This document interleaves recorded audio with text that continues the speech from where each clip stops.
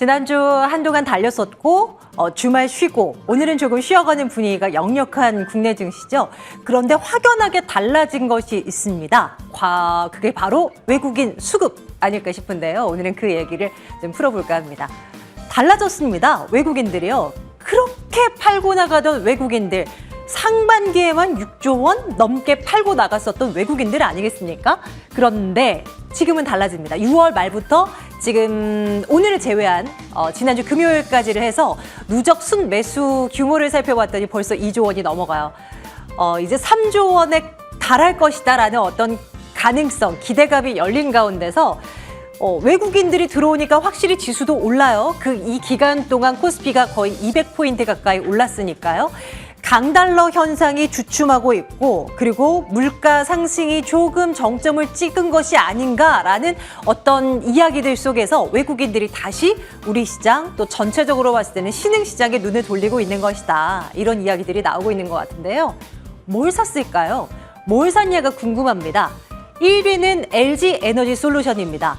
보혜소 물량 해제 이슈에도 불구하고 LG엔솔의 주가는 그간 계속 올랐습니다. 그 이유가 외국인들이 받쳐주고 있었기 때문인데요.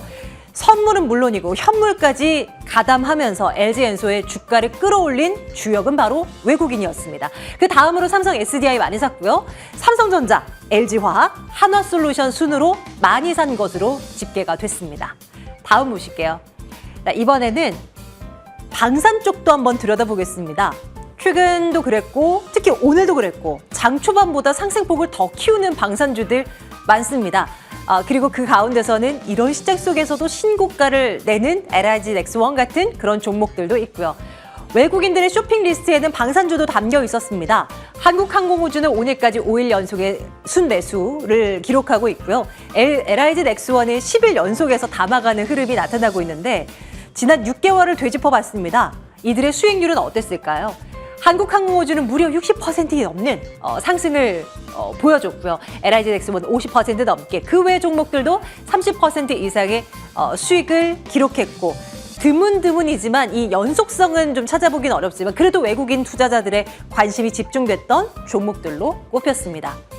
이렇게 최근 분위기가 달라졌다는 얘기가 많이 들리는데요. 그런데 조금은 우려스러운 대목도 있습니다. 바로 이겁니다. 지난 주말에 미국장에서 고용지표가 너무너무 잘 나왔고 이러다 보니까 미 연준이 9월에 FOMC에서 또 한 번의 0.75%포인트 금리를 올릴 거다. 3번 연속 자이언트 스텝을 단행할 수 있다. 이 가능성이 점쳐지면서 달러가 다시 강세를 보이기 시작했다는 겁니다. 한동안 조금 주춤했었던 달러 인덱스가 다시금 올라서는 흐름을 좀 보여줬다는 건데요.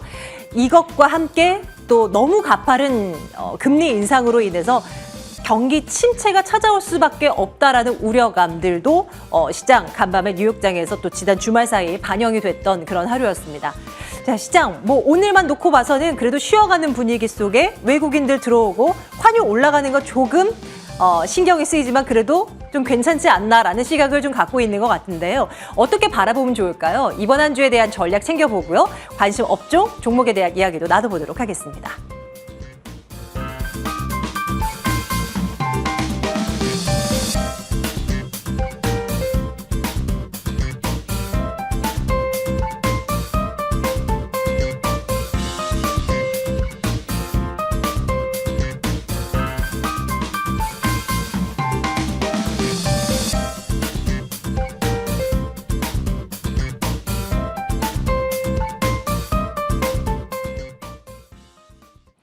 자, 월요일입니다. 월요일마다 이분과 함께 시작에 대한 전략 챙기고 있는데요. 다올투자증권 영업부 이성웅 차장과 함께하도록 하겠습니다. 사장님 어서 오세요. 네, 안녕하십니까? 네, 시장은 뚜렷하게 크게 밀리지도 않고 그냥 이제 잘 버티고 있는 그런 오늘을 보내고 있습니다.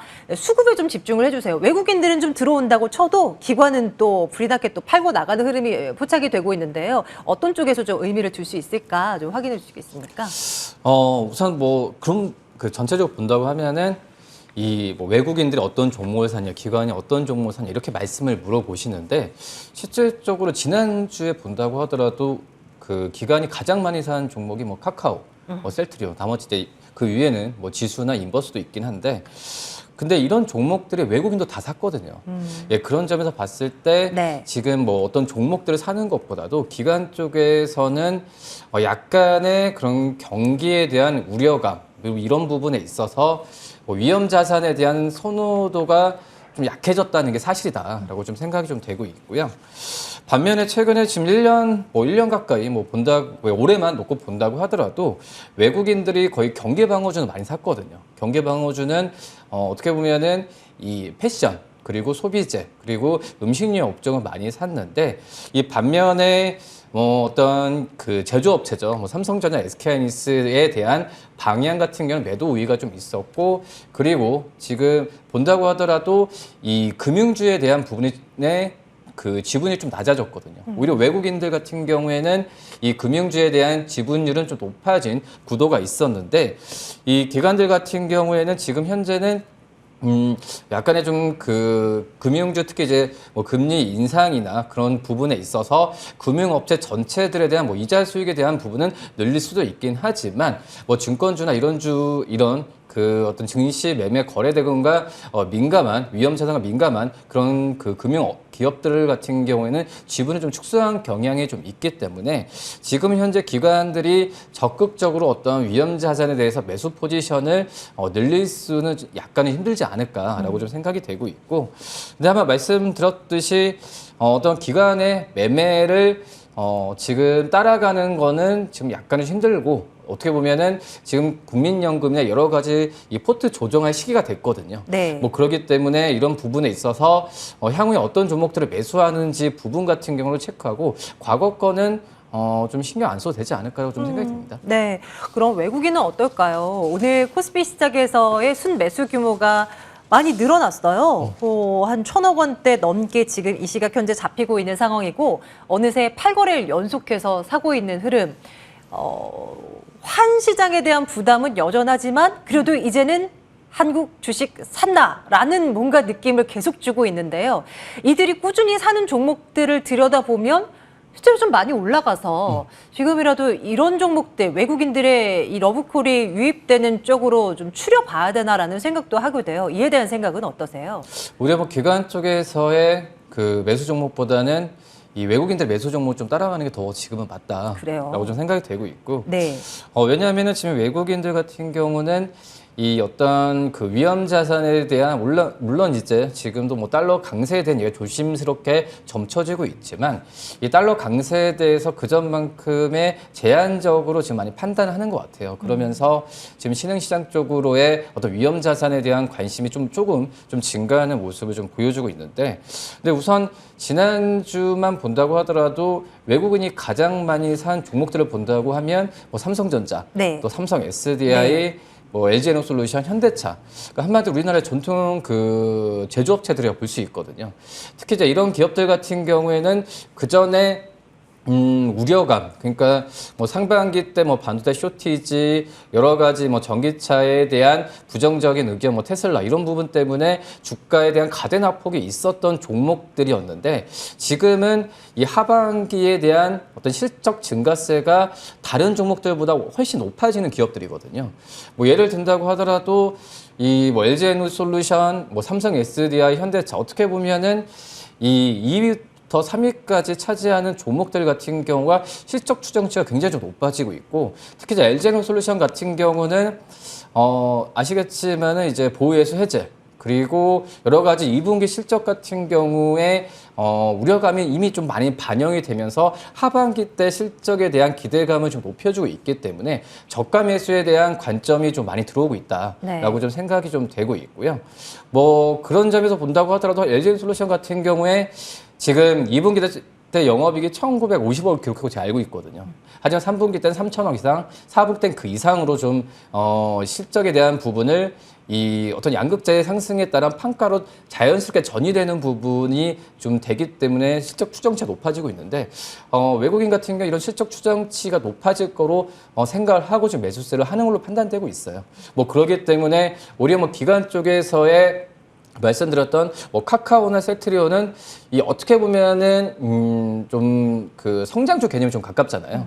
뭐 그런 것보다도 실적에 대해서 추정치가 높아지는 기업들을 외국인들이 사고 있으니까 외국인들이 이렇게 사는 기업들에 대한 좀 관심을 가져야 된다라고 좀 생각이 되고 있고, 지금 현재 본다고 하더라도 뭐 환율이나 또 이제 뭐 긴축에 대한 기조나 여러 가지 거시적인 여건을 분석하면서 외국인들의 순매수 포지션을 잡고 있기 때문에 외국인들의 전체 시장에 대해서 매수, 매도 포지션을 잡는 이런 부분도 한번 좀 챙겨봐야 되지 않을까라고 네. 좀 생각이 되고 있습니다. 네, 이번에는 시총 상단에 좀 눈여겨볼 만한 종목들을 한번 살펴볼게요. 네이버 좀 봤으면 좋겠어요. 오늘 지금 현재 3% 넘는 하락으로 진행이 되고 있는데요. 지난 금요일도 밀리긴 했습니다만 그 이전까지는 네이버가 왜 이러지? 할 정도로 좀 많이 튀어 올랐었거든요. 지난주 뭐 한 중반까지만 하더라도요. 수급도 양호하나 했었고 네이버 동반해서 카카오도 함께 이제 올라가서 아 달라지나 보다. 역시 이제 미 나스닥 뭐 지수 올라가고 플랫폼주도 오르고 성장주도 이제 괜찮아진다 보다 했는데 오늘은 방향이 다른 것 같아요. 카카오는 버티는데 네이버만 뚝 떨어지고 있는 형국이거든요. 그 실적 나오고 나서 증권사에서 줄줄이 목표가 하향 조정했다던데 뭐 이런 영향이 있는 것인지 어떤 관점으로 이해를 해볼 수 있을까요? 뭐 한마디로 결국은 실적이다라고 생각이 되고, 카카오 그룹주도 선방했잖아요. 지난주에 핫했던 게 카카오 그룹주였는데 막상 네이버에 뭐 실적이 나온다면 예상은 했었던 상황인데 네. 근데 좀 이번에 좀 실적이 특이한 게 매출액이 전년 대비 20% 이상 늘었지만 영업이익이 지금 3%대밖에 안 됐거든요.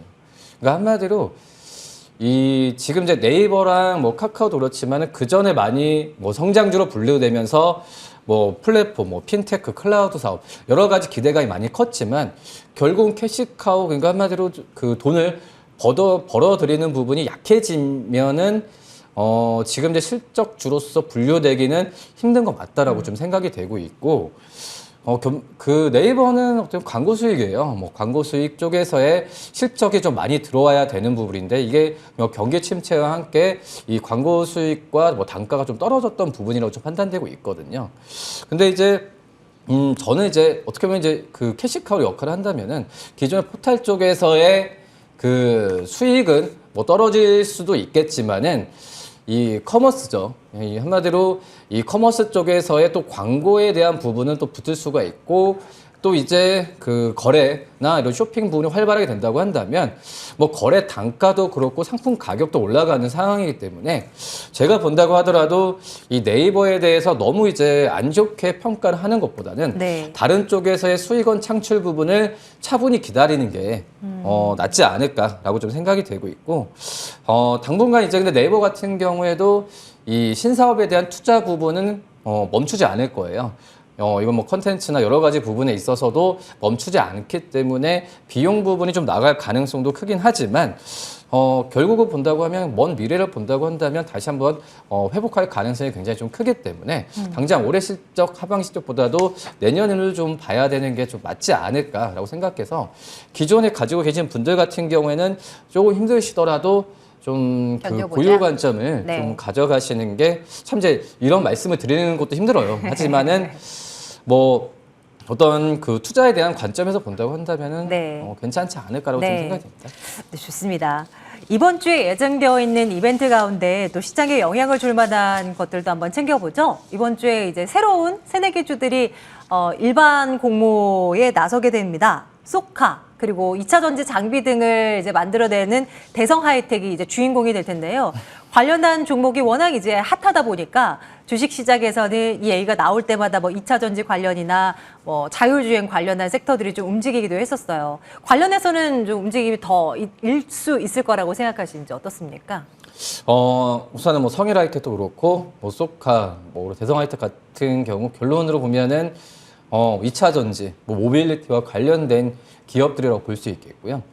그래서 참 이제 뭐 IPO 시장이 증시가 위험 자산이 힘들면서 IPO 시장 같은 경우에도 약간 쉬어가는 국면이었지만은 결론으로 이런 2차 전지와 뭐 자동차 관련된 기업들 같은 경우에는 지금 시장에서의 관심을 많이 받고 있는 상황이라서 역시 2차 전지 전기차에 대한 산업에 대한 전망 같은 경우에는 변하지가 않구나라고 하는 부분을 좀 좀 생각이 좀 되는 좀 대목이라고 좀 볼 수 있겠고 지금 근데 뭐 소카도 그렇고 대성 하이텍도 그렇고 뭐 성일 하이텍만큼의 흥행을 하는 부분은 좀 시장에서 좀 지금 기대는 안 할 것 같아요. 워낙 성일 하이텍에 대한 그 관심이 네. 좀 많이 컸고 이제 폐배터리 맞아요. 쪽에서의 어떤 신기원 쪽이잖아요. 어떻게 보면 이쪽 산업에 대한 시장에서 관심이 좀 많이 몰려 있는 상태이기 때문에 뭐 이런 2차 전지 안에서도 뭐 폐배터리 같은 또 새로운 또 획기적인 어떤 그 부분이 아니면은 제가 본다고 하더라도 뭐 선방하는 수준까지는 되지 않을까라고 좀 생각이 좀 되고 있고 뭐 소카와 관련해서 이제 모빌리티 쪽에서의 관심이 많은 상황인데 뭐 모빌리티 쪽은 본다고 하더라도 뭐 소카가 저희 모빌리티라는 SK와도 경쟁사라고 하더라도 지금 협력을 하고 있는 추세거든요. 뭐 그런 점에서 본다고 한다면 이쪽 모빌리티 같은 경우도 성장하는 그런 새로운 산업이기 때문에 우선 소카의 흥행보다도 이 모빌리티의 그런 산업에 대한 자체에 대한 성장성을 한번 좀 보는 게 낫지 않을까라고 좀 생각이 되고 있고 그다음에 역시 뭐 자동차, 뭐 2차 전지 쪽에서의 실적 성장세가 다른 쪽에서의 실적 그 성장 추정치보다 지금 굉장히 높게 나와주고 있거든요. 특히 자동차 같은 경우에 지난 뭐 1개월 동안, 그러니까 1개월 전에 이 올해 영업이익 추정치가 지금 본다고 하면 한 5%까지 높아졌고 네. 2차 전지 쪽 같은 경우는 거의 10% 가까이 추정치가 다 높아졌거든요. 이게 추정치가 이렇게 높아지는 이런 구조로 가고 있기 때문에 역시 뭐 자동차와 2차 전지 주들은 앞서서 말씀드렸던 외국인들의 관심과 함께 실적주로 반드시 불려야 되지 않을까라고 좀 판단이 좀 되고 있습니다. 이제 얼마 전에 IPO 했었던 성일 하이텍이 워낙에 인기가 많다 보니까 이제 새로운 종목 소카, 요 대성 하이텍도 한번 공모주로 접근해봐라고 이제 단순히 그것만 생각하고 이제 접근하시는 분들도 계실 것 같은데요. 좀 잘 살펴보시죠. 일단 소카는 기관 수요 예측에서 그렇게 막 흥행하지 못했다라는 이제 뉴스가 전해지기도 했고, 뭐 대성 하이텍은 그래도 나쁘지 않았는데 일단 공모가가 9,000원으로 확정이 됐네요.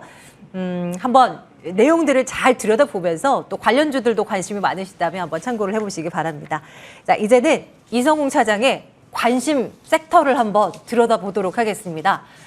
사장님께서는 최근에 어떤 쪽에 좀 관심이 계속 가세요? 우선 그 게임주에 최근에 좀 변동성이 네. 좀 많이 나와주고 있거든요. 그래서 한 불과 이제 2주, 3주 전만 하더라도 게임주가 이제 위메이드 사태가 있었잖아요. 실적에 대한 원인 쇼크를 기록하면서 굉장히 좀 힘들었던 상황이었는데 불과 바로 이제 지난주까지 이제 카카오 게임 실적 발표를 계기로 분위기가 많이 좀 바뀐 상황이라고 좀 볼 수 있겠고 올해 한 해 좀 게임주가 좀 힘들었던 상황이라고 좀 판단이 되고 있는데 이 게임주 같은 경우는 저는 이제 또 주가적인 측면에서 본다고 한다면 실적도 중요하고 네. 신작 게임의 흥행도 중요한데 신작 일정이 차질 없이 이루어지냐 안 지냐 중요하죠. 이게 가장 중요한 네. 것 같아요. 뭐 과거에 본다고 하더라도 게임이 출시가 됐을 때 그 전까지는 이 관심이 모아지면서 주가가 올라갔다가 네. 만약 출시 이후에 흥행은 뭐 업스토어에 뭐 1, 2위를 하더라도 바로 차익이 나오는 구간이 많았거든요. 그렇기 때문에 이 게임주들 같은 경우에는 신작 일정에 대한 부분이 좀 차질 없이 지켜지는 기업들 같은 경우 그런 기업들이 어떤 주가적인 측면에서 봤을 때는 좀 관심을 좀 모았던 상황이라고 볼 수 있겠고요. 뭐 그렇기 때문에 약간 좀 대형주 위주로 접근하는 것도 괜찮다라고 좀 생각이 되고 있고, 다만 이제 말씀드렸듯이 게임이 그 신작 출시가 이루어진 이후에는 차익실현 부분이 있으니까 지금 이제 하반기 때 신작에 대한 부분에 있어서 일정이 좀 확고한 그런 네. 기업들을 좀 살펴보는 게 맞지 않을까라고 네. 좀 생각이 됩니다. 한동안 올 연초부터 뭐 금리 이제 인상 본격화되면 게임주 같은 성장주들은 쥐약이다 이러면서 많이 빠졌었잖아요. 네. 이런 것들은 이제 이미 다 선반영됐다 뭐 이렇게 봐도 되는 걸까요? 글쎄 뭐 선반영 됐다는 것보다도 게임주도 어떻게 보면은 이 이벤트가 많을 거예요. 이슈도 참 많은 그런 업종이 바로 이제 게임 업종이라고 좀 볼 수 있겠고, 하지만 좀 과도하게 이 게임주들이 그 전에 어떤 일반적인 게임 본업보다도 메타버스, 네. 뭐 NFT 이거에 대한 부분에 그랬죠. 있어서 주가가 과도하게 높아졌던 게 상황이 있었거든요. 네, 네. 이게 이제 인플레까지 겹치면서 이 차익 실현이 다른 그 업종보다도 낙폭이 컸던 게 사실이었고 뭐 그렇기 때문에 지금 낙폭을 회복하는 과정에서 봤을 때는 어떤 인플레 우려도 잦아드는 그런 모습, 또 하반기 때의 그런 기대감을 가져간다면은 다른 업종보다도 이 낙폭을 회복하는 속도가 굉장히 좀 빠를 가능성이 있다라고 지금 생각이 되고 있기 때문에 네. 이 게임주를 좀 말씀을 드리는 상황입니다. 좋아요. 그럼 게임 섹터 안에 굵직한 게임 업체 그리고 신작에 대한 일정이 잡혀 있고 차근차근 잘 진행이 되고 있는 업체 뭐가 있겠습니까? 우선 뭐 다른 뭐 넷마블 뭐 컴퓨터도 좋은데 저는 이제 크래프톤 네. 이게 어떤 슈팅 게임 쪽에서의 우리나라에서도 독보적인 위치를 차지하고 있는데 주가도 많이 떨어져서 이제 좀 반등을 찾을 때 아닌가. 네. 이 크래프톤 같은 경우가 그전에는 이제 배틀그라운드라는 이미지가 굉장히 좀 강했거든요. 맞아요. 그러면서 단일 IP, 그러니까 한 가지 게임으로 인해서 수익성이 좌지우지 된다라고 좀 생각을 할 수도 있겠지만은 이제 12월 2일 날 이제 칼리스토 프로토콜이 액션 호러 게임인데요. 뭐 이거에 대한 부분이 신작이 출시가 예정이 되어 있기 때문에 어떤 단일 IP 게임이 아니라 여러 이제 대작 게임들을 보유한 그런 기업으로 탈바꿈하지 않을까. 라고 좀 생각이 좀 되고 있고, 뭐, 하지만 그전 뭐 배틀그라운드나 여러 가지 그 게임들의 기본적으로 이 실적에 대한 베이스를 깔아주고 있는 상황이기 때문에, 뭐, 기존 게임에 플러스 알파로 가는, 근데 조건이 또 말씀드렸듯이 신작 게임에 차질 없이 진행이 돼야 출시가, 그 부분이 좀 있어야 되지 않을까라고 좀 생각이 되고 있고요. 뭐 증권사 같은 경우는 좀 목표 주가를 좀 30만 원까지 제시는 하고 있어요. PR로 봤을 때도 22배라고 봤을 때, 뭐 게임주와 또 성장주 개념에서 봤을 때는 밸류를 그렇게 높게 해서 목표주가 높게 매긴 건 아니거든요. 네. 뭐 그렇기 때문에 뭐 지금 현재 가격 25만 9,500원 하고 있는데 뭐 이 가격에서 충분히 매수 관점을 한번 들어가도 좀 괜찮지 않을까라고 좀 생각이 됩니다. 지난해 11월 50만 원이 넘었었던 주가입니다. 그런데 지금 거의 바토막이 나 있는 상황이죠. 이제는 올라갈 가능성을 한번 열어두고 지켜볼까요? 일단 말씀 주신 가격대 29만 원 기억해 두겠습니다. 크래프톤 게임 섹터 가운데서도 좀 그 일정들도 잘 차곡차곡 진행이 되는지 저희 확인을 해보면서 지켜볼게요. 마지막으로 차장님, 이번 한 주에 우리가 눈여겨볼 만한 어떤 경제 이벤트 있으면 좀 간단하게 챙겨주시겠어요? 역시 수요일 이제 소비자 물가지수 발표가 미국의 CPI. 네. 뭐 이거 기점으로 이제 코스피에 지금 최근에 있었던 반등 탄력이 이어지냐 아니냐가 좀 나올 가능성도 판단되고 있는데 네. 우선 뭐 이 물가에 대한 부분의 성장 그 증가폭이 좀 둔화될 수 있다라는 의견이 선반영되고 있는 상황이라고 생각돼요. 아까 말씀드렸듯이 외국인들이 매수하는 것도 그런 이유라고 좀 판단되고 있는데 그렇기 때문에 지금 컨센서스는 8.8인데 네. 뭐 9 안 넘겠죠. 그렇겠죠. 안 전월에는 넘게 이제 지금. 9%가 넘었었고. 예. 그렇죠. 지금 현재 본다고 하더라도 9%까지는 안 넘을 거라고 지금 생각이 좀 되고 있는 상태. 유가는 뭐 가스나 네. 여러 가지 면을 본다고 하면 안 맞아요. 넘을 곡물값도 거라고. 많이 빠졌고. 그렇죠. 그래서 지금 이제 피크 만약에 이제 그 8.8이 나왔다. 그러면 이제 시장이 이제 피크아웃이다. 네. 그거에 주목을 할지. 네. 아니면은 뭐 다른 또 이벤트가 나오지 지금 봐야겠지만 맞아요. 제가 본다고 하더라도 피크아웃을 너무 많이 다 틀렸거든요. 올해 상반기 때 너무 많이 내내 피크아웃 얘기를 들었고 내내 엇갈렸고 그랬던 네. 것 같아요. 저도 그랬던 것 네. 같아요. 그렇기 때문에 지금 또 이제 뭐 어떻게 단언한 그 피크아웃이란 말을 단언하는 것도 뭐 8.8 예상 나온다고 하더라도 네, 네. 참 시장에서의 어떤 반응도 미직지근하지 않을까. 맞아요. 아예 확 뭐 8.5까지 나오면은 뭐 네. 그럴 가능성 없다 생각하지만 네, 네. 그렇게 나와줘야 어떤 되돌릴 수는 있겠지만 너무 이제 단언하는 건 아니다라고 좀 판단이 됩니다. 미국 CPI가 진짜 7월 보니 정점 찍고 내려올까요? 다 이제 근원 CPI도 잘 보라는 이야기가 있어요. 그건 또 전월보다 더 강해질 높아질 것으로 예상이 돼서 이런 해석들에 우리는 또 잘 좀 이해를 하고 쫓아가 봐야 되겠습니다. 어쨌거나 중요한 건 수요일 밤, 우리 시간으로 밤이 될 것 같아요. 다울투자증권 영업부 이성웅 차장과 함께 시장 이야기 나눠봤습니다. 고맙습니다. 네, 감사합니다.